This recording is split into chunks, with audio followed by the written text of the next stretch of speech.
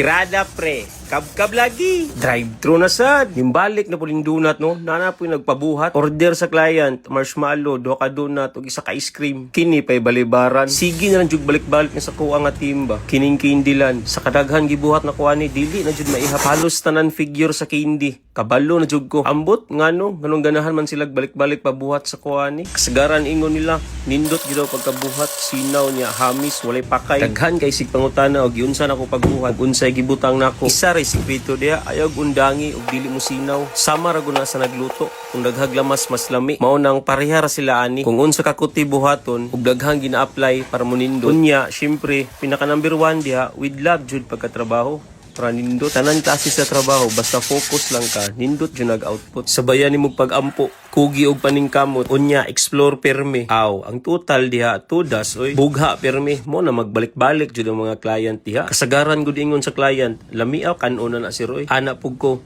tulaki lag asiton ma'am para malana yung styro sa sulod. Unya, mora to. Adios amigo.